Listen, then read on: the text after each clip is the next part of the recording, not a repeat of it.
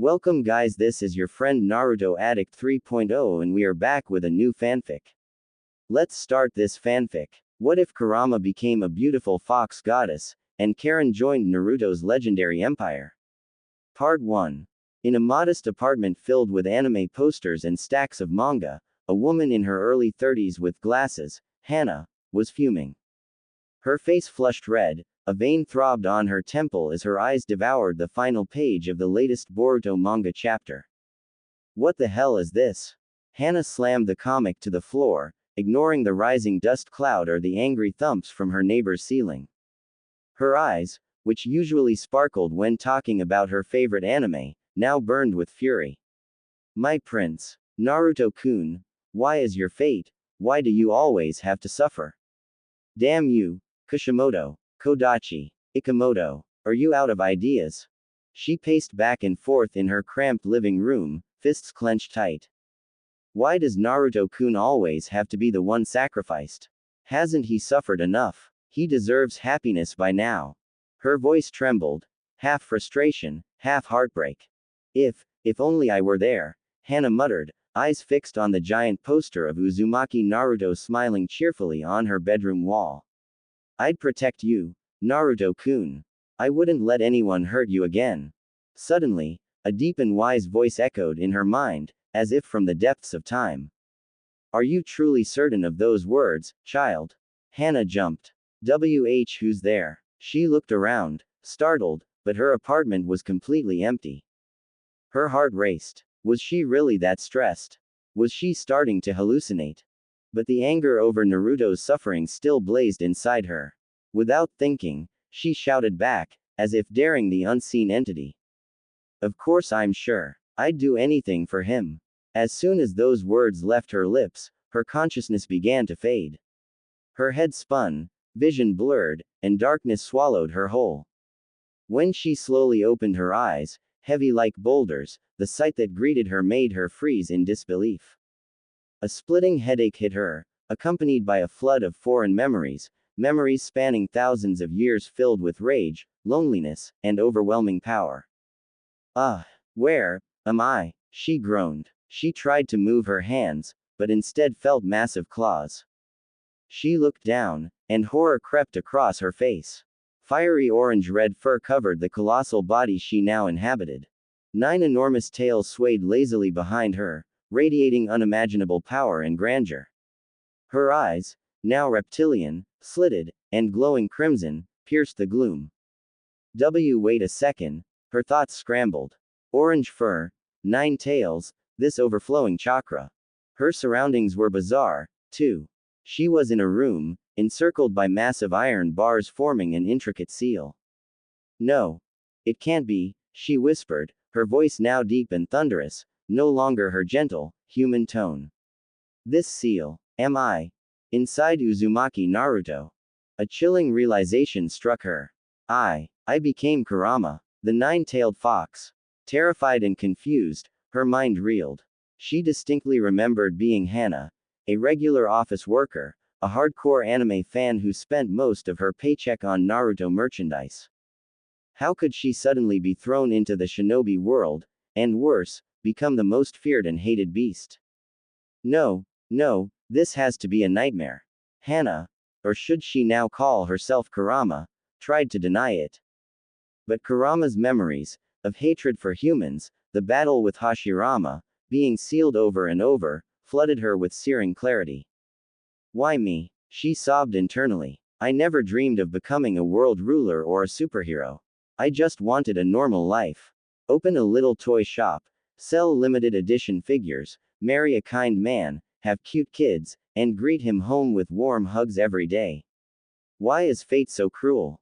Realizing she now lived in a blood-stained shinobi world, where death lurked at every turn, made her tail shiver with dread. Thankfully, a hopeful thought sparked.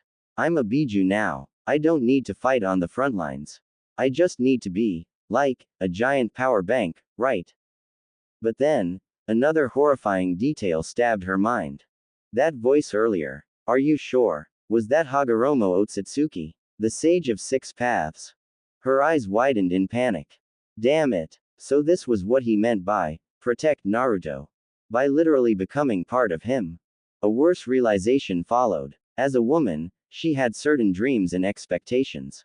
She glanced downward, to where certain features should be. Nothing. Absolutely nothing. No. Her scream of despair echoed through the sealed chamber, thankfully not heard by young Naruto outside. Her soul crumbled. Her feminine identity, gone. She wasn't even male. She was a genderless beast. Tears the size of human fists welled up in her enormous eyes. My dreams of having a cute baby, crushed, she whimpered. And even if Biju did have genders, who the heck would date a mountain-sized fox? But amidst the despair, a spark of determination flared. She slapped her furry cheek. Pull it together, Hana. This is the Naruto world. With ninjutsu, senjutsu, and crazy stuff like time travel and moon gods. There has to be a way. Hope returned. Her goal became clear. Help Naruto grow stronger. A stronger Naruto meant she'd be safer too. It was a mutually beneficial partnership. All right, new Kurama. Let's make a plan, she told herself with newfound optimism. Step 1. Naruto must become a Chunin. There's no way my prince, the future 7th Hokage, should stay a genin forever under my watch. Suddenly, she felt a massive surge of chakra from outside. She focused her awareness. Naruto was boiling with rage. Before him lay Uchiha Sasuke, lifeless and pierced with Senbon needles, victim of Haku. Sasuke. Naruto screamed, his eyes burning with pain and fury. This is it, Kurama thought. He's desperate. He needs my power. Without hesitation, and perhaps a bit too much enthusiasm, Kurama channeled a portion of chakra into Naruto. But it was too much. Ruah-arrr. Naruto roared, cloaked in red chakra, a single tail lashing behind him. His eyes turned red, pupils slitted, just like Kurama's. Oops, maybe I overdid it, Kurama thought, panicking a little. Too much chakra. I didn't mean to make him a miniature version of me. Fortunately, despite the dramatic boost, the plot stayed mostly intact. Haku, realizing Zabuza was in danger, took Kakashi's Reikiri and died in his place. Gato arrived with his thugs, only to be slaughtered by a vengeful Zabuza before the swordsman succumbed beside Haku. And when Naruto realized Sasuke was still alive, just unconscious, relief washed over him. The red chakra faded, the tail vanished, and the boy collapsed in exhaustion. Inside the seal, Kurama sighed in relief. Phew, crisis averted. But I need to be more careful next time. Controlling this much chakra isn't easy. She looked at Naruto's sleeping form and smiled faintly. Rest well, Naruto-kun. Our adventure is only just beginning. And this time, you won't be alone.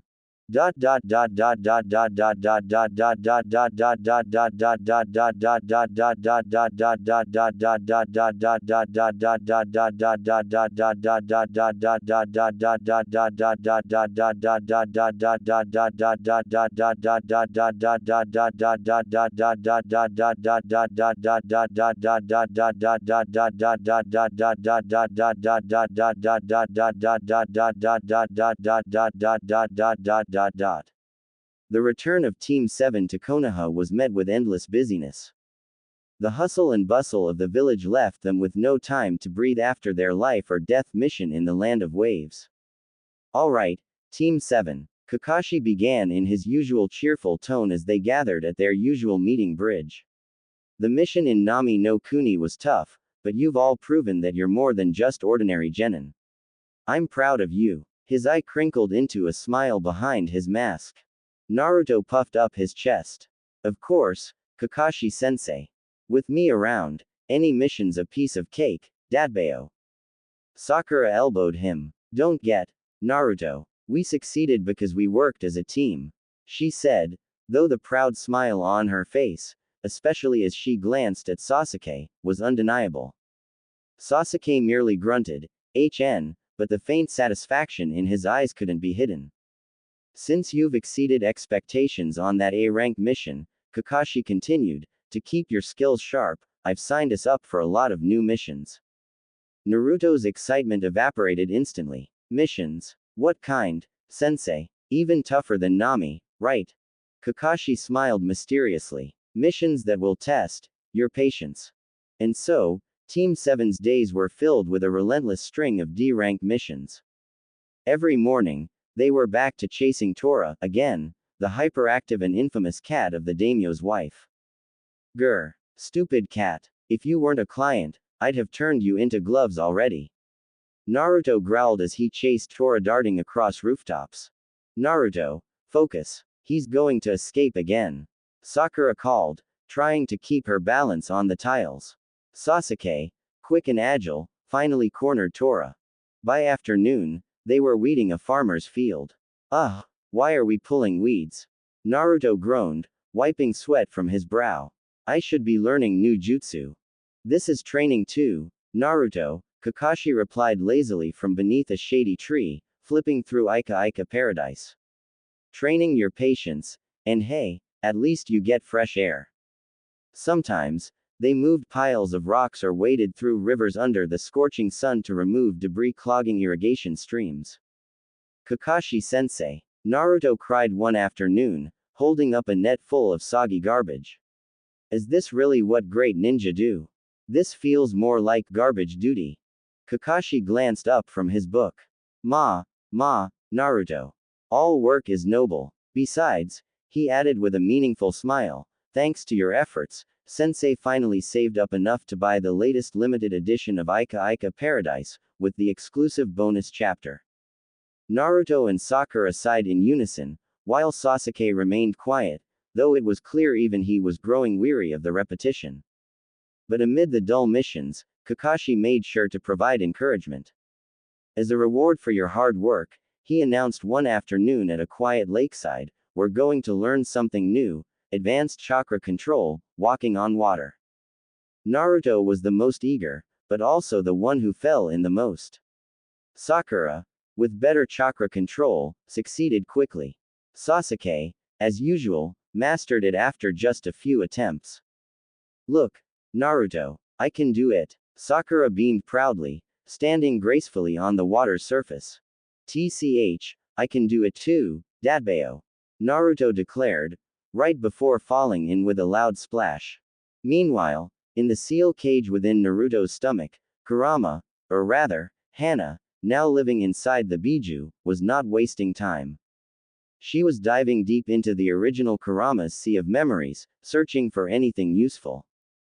Thousands of years, there has to be something in here I can use, Kurama murmured, sifting through ancient recollections, brutal wars during the Warring States era, jutsu she'd never seen in the anime, and the past Jinchuriki before Naruto.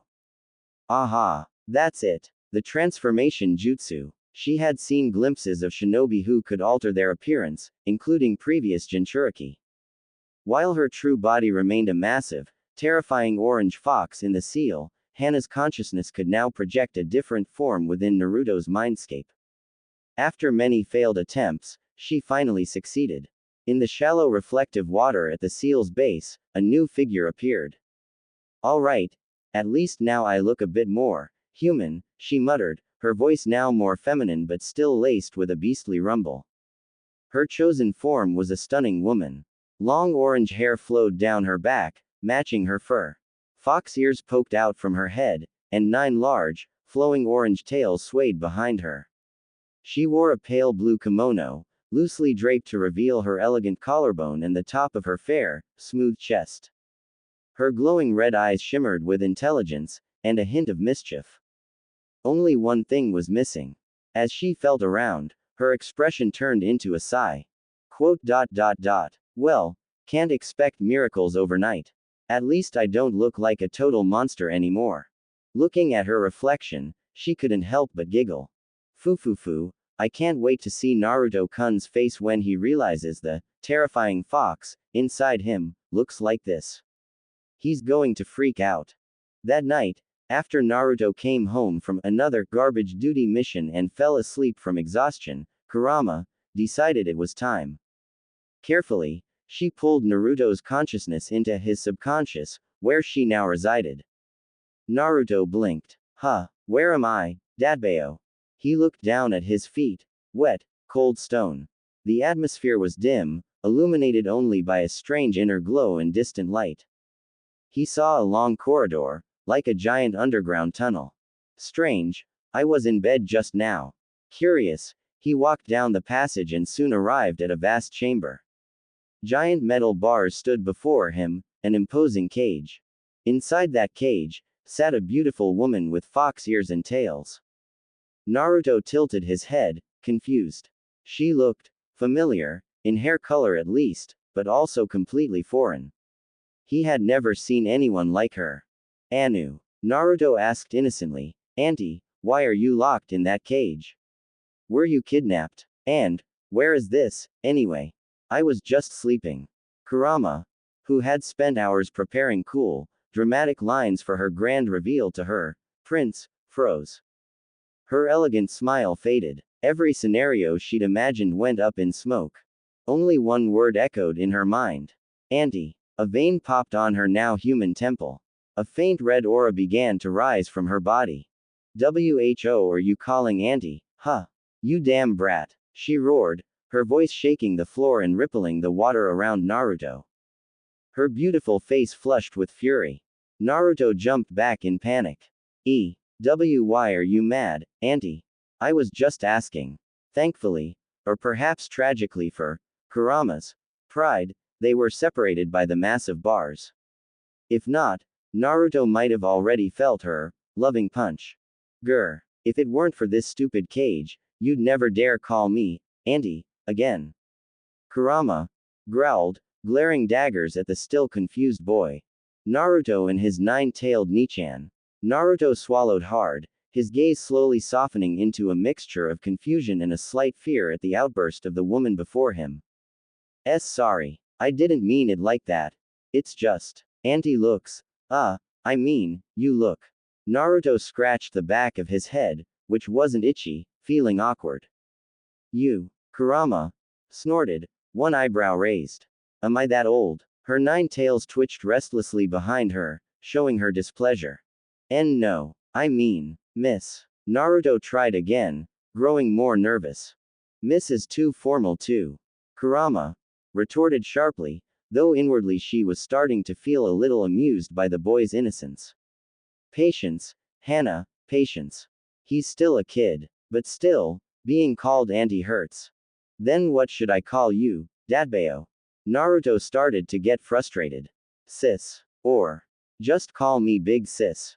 Kurama cut in quickly, before Naruto could come up with another strange term. Big Sis, well, that's not bad. At least it's not Auntie. Inwardly, a tiny, silly desire to be called Honey, or Hana-chan, flickered, but she quickly dismissed it with a blush. Don't be ridiculous, Hana. That's too embarrassing. I have to maintain my image in front of my prince. I can't look like a fanatical fangirl.